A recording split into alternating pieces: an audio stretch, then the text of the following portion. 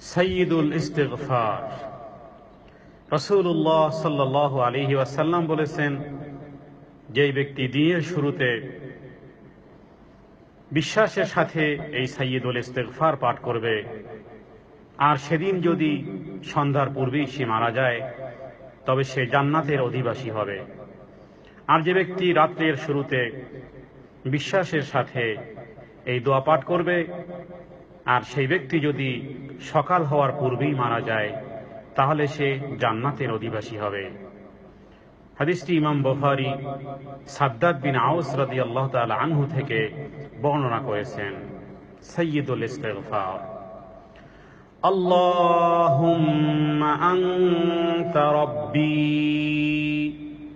লা ইলাহা ইল্লা আনতা খালাকতানি ওয়া আনা আবদুকা ওয়া আনা আলা আহদিকা ওয়া ওয়া'দিকা মাস্তাতা'তু আউযু বিকা মিন শাররি মা সানা'তু আবুউ লাকা বিনি'মাতিকা আলাইয়া ওয়া আবুউ বিযামবি ফাগফির লি ফাইন্নাহু লা ইয়াগফিরুয যুনুবা ইল্লা আনতা।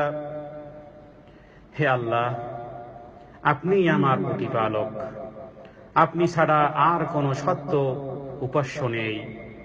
হে আল্লাহ, আপনি আমাকে সৃষ্টি করেছেন এবং আমি আপনার বান্দা বা গোলাম।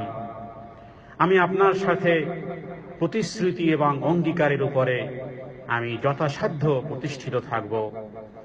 এবং হে আল্লাহ, আমি যত পাপ করেছি সে সমস্ত পাপ থেকে আপনার নিকট আশ্রয় প্রার্থনা করতেছি।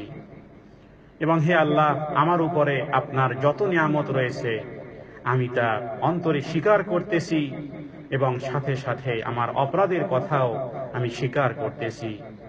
সুতরাং হে আল্লাহ, আপনি আমাকে ক্ষমা করে দেন, যেহেতু আপনি ছাড়া আমার পাপ আর কেউ ক্ষমা করতে পারবে না। রাওয়াহুল বুখারী।